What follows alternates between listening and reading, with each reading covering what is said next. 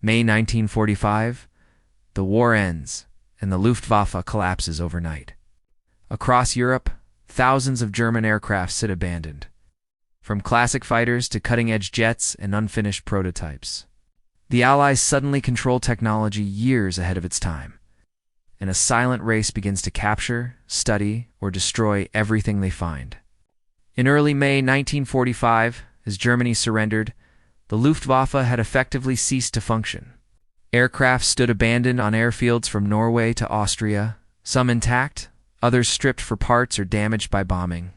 Fuel shortages, scattered command structures, and destroyed infrastructure had grounded many units for weeks. By the time the capitulation took effect on the 8th of May, thousands of aircraft remained where they were. Silent evidence of a force that had once dominated the skies over Europe. Across northern Germany, key sites such as Flensburg and Lübeck held large numbers of grounded aircraft. Some intact, others damaged or unfinished. In Prague, hangars were filled with Messerschmitts, Heinkels, and late-war prototypes. At Rechlin, the Luftwaffe's main testing center, Allied investigators found experimental airframes, wind tunnel models, and technical documents that revealed the scope of Germany's jet and rocket research. The variety of surviving aircraft surprised many Allied officers. Alongside classic types like the Messerschmitt Bf-109 and Focke-Wulf FW-1090, they found advanced innovations such as the Arado Ar 234 jet bomber, the Heinkel He-162, and the remains of projects like the Junkers Ru 287 bomber. Transport and reconnaissance aircraft, including the Junkers Ru 52 and Heinkel He-111, were scattered across airfields as well. Many units had simply run out of fuel in the war's final weeks, leaving machines parked and untouched. By the time the fighting ended, the Luftwaffe's administrative structure had collapsed. Commanders surrendered to whichever Allied forces they encountered, and ground crews often abandoned posts without orders. Aircraft maintenance records, fuel depots, and spare parts stores were incomplete or destroyed. The Allied Control Commission quickly established strict rules. All German aircraft were grounded, and no German pilot could fly without direct Allied authorization. These measures aimed to prevent unauthorized flights, escape attempts, or the movement of senior officials. A debate soon emerged within Allied commands about what should be preserved and what should be destroyed. Some officers argued that German aircraft posed a risk if left intact, while others saw their potential for research. What is clear is that, from the first days after the surrender, the fate of the Luftwaffe's planes became a matter of intelligence, logistics, and political calculation. As soon as Germany surrendered, the Allies began large-scale recovery programs to seize the Luftwaffe's most advanced aircraft. The United States moved first. On the 9th of May 1945, a day after the formal capitulation, American intelligence teams launched Operation Lusty, short for Luftwaffe Secret Technology, led by Colonel Harold Watson. These teams spread across Germany, Austria, and Czechoslovakia. Their mission was clear: locate advanced aircraft, secure technical documents, and transport selected machines back to America for testing. At Lechfeld in Germany, American forces secured several intact Messerschmitt Me-262 jets. At Grove Airfield in Denmark, they found Arado jet bombers and a mix of late-war prototypes. Aircraft deemed valuable were flown or dismantled for shipment to the Wright Field Testing Center in Ohio. Others went to Freeman Field in Indiana, where evaluation units cataloged equipment, engines, and design features. Pilots from the Watson's Whizzers flight group tests flew captured jets under controlled conditions. Their reports shaped early American understanding of swept wings, jet propulsion, and high-speed aerodynamics. The British launched a parallel effort known as Operation Surgeon. Unlike the Americans, who focused on capturing physical aircraft, the British were equally interested in the engineers, scientists, and technicians who built them. Teams from the Royal Aircraft Establishment moved into airfields at Fasberg, Schleswig, Husum, and Rechlin, interviewing surviving personnel and gathering documents. Selected experts were transferred to British facilities for post-war work. At RAF Farnborough, test pilots flew captured aircraft, including the Me-262, to better understand its strengths and weaknesses. The British were particularly interested in the He-162, whose lightweight design offered lessons for future trainers and interceptors. The Soviet Union also moved quickly. Their trophy brigades seized factories and airfields across Saxony, Thuringia, Silesia, and Czechoslovakia. Major production centers such as the Avia Works in Prague and the Bf. 109 assembly lines in Moravia fell under Soviet control. Aircraft were shipped east by rail, along with tooling equipment and engineers. At airbases near Moscow and Leningrad, Soviet pilots and designers examined the Mi-262 and Ar-234, integrating their findings into early jet projects. Competition soon emerged among the Allies. Each power wanted access to the rarest aircraft, especially prototypes that existed in small numbers. There were disagreements over which side had the right to certain machines, particularly at sites in central Germany, where American and Soviet forces arrived only days apart. The Allied Control Council attempted to coordinate collection efforts, but tensions reflecting early Cold War divisions were already visible. German personnel played an important role in these programs. Former pilots, mechanics, and engineers answered technical questions, sometimes under supervision and sometimes as part of temporary employment agreements.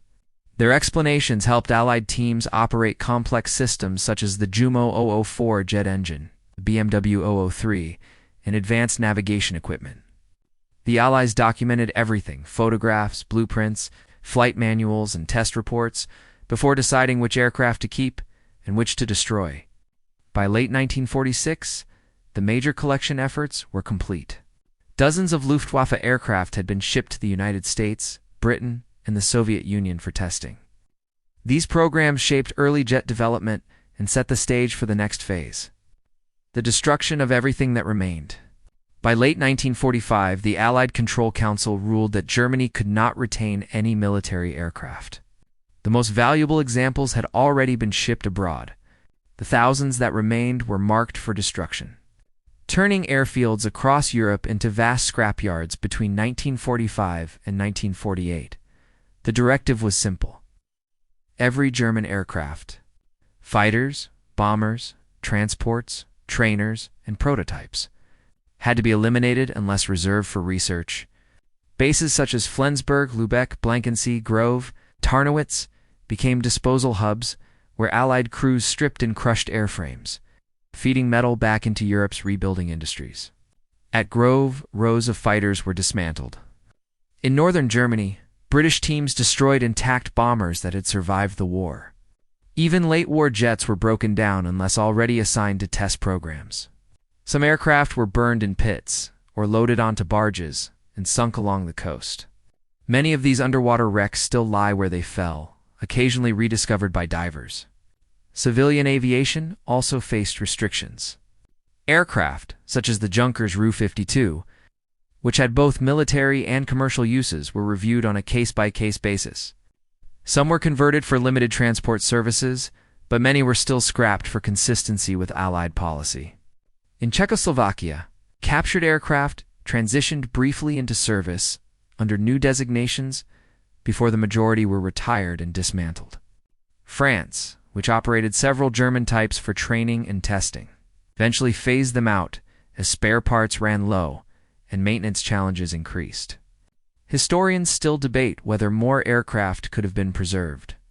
Several researchers argue that many historically unique airframes were lost during this period simply because no museums or archives had space to store them. Others note that Allied priorities focused on demilitarization, not preservation, and that the political desire to dismantle Germany's war machine outweighed concerns about historical value. The limited number of surviving Luftwaffe aircraft today is a direct result of this disposal phase. Economic factors also shape the destruction process. Metal shortages across Europe meant that aluminum and steel from Luftwaffe aircraft were valuable resources. Recycling airframes helped supply industries producing consumer goods, infrastructure materials, and machinery essential for recovery. For many local workers, scrapping aircraft provided stable employment during a challenging transition period. By 1948, the vast majority of Luftwaffe aircraft no longer existed. The runways that once hosted major fighter units and bomber groups were cleared or repurposed. Some became training grounds for Allied occupation forces. Others reverted to farmland or became civilian airports. Even as most Luftwaffe aircraft were dismantled after 1945, its smaller number entered a second life under foreign flags. From 1946 onward, several countries operated German-designed aircraft out of necessity, availability, or technical interest. These fleets were often short-lived, but they played an important role in early post-war aviation. Czechoslovakia became one of the first nations to repurpose German equipment. Factories in Prague, Kunovice, and Letconi held both completed aircraft and partially finished airframes, which engineers assembled into operational fighters. The most famous result was the Avia S-199, though difficult to fly. The S-199 equipped the Czechoslovak Air Force until newer Soviet aircraft replaced it. Several were later sold to Israel, becoming the nation's first fighter aircraft in 1948. Spain also extended the legacy of German fighters. Under license agreements dating back to the late 1930s, Spanish factories produced the Hispano Aviation HEEER, a modified Messerschmitt Bf-109 design with Spanish-made engines. These aircraft served in the Spanish Air Force to the mid-1950s. Their most famous appearance came decades later when they were used to portray German fighters in films such as the Battle of Britain. Norway operated captured Bf-19s and AR-96 trainers during its early post-war rebuilding period. Parts shortages eventually grounded these planes, but several airframes survived long enough for restoration efforts in the 1960s, 1970s. Civil aviation also benefited indirectly from surviving German technology. The Junkers WW2 transitioned into a passenger service in several countries.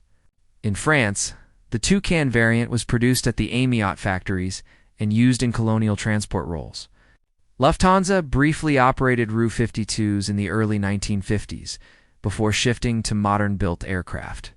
By the time West Germany established the Bundesluftwaffe in 1956, none of the old Luftwaffe aircraft were considered for operational use. The new Air Force relied on Allied-built designs such as the F-84 Thunderstreak, Canadair Sabre, and later the F-104 Starfighter. German aviation culture had moved into the jet age, leaving wartime designs behind. Efforts to preserve surviving airframes grew in the second half of the 20th century. Many of today's museum pieces come from crash sites, remote lakes, or long-buried wrecks from the Eastern Front. Restorers often had to combine parts from multiple aircraft to create a single display model. In the modern era, only a small number of intact Luftwaffe aircraft still exist. Examples of the Me-262, Bf-109, FW-1090, and Arado Ar 234 sit in museums from Washington to Berlin, while a few privately built replicas fly at air shows. Almost all original wartime airframes remain grounded. What survives today is only a fragment of the vast force once spread across Europe. Silent reminders of how quickly even the most advanced machines can disappear, and how the post-war world reshaped the legacy of German aviation. If you found this video insightful, watch what happened to German U-boats after WW2. Next, a deep look at how the U-boat fleet was captured, studied, and scattered across the world in the aftermath of the war. Like this video, subscribe, and hit the bell for more history inside. Thanks for watching.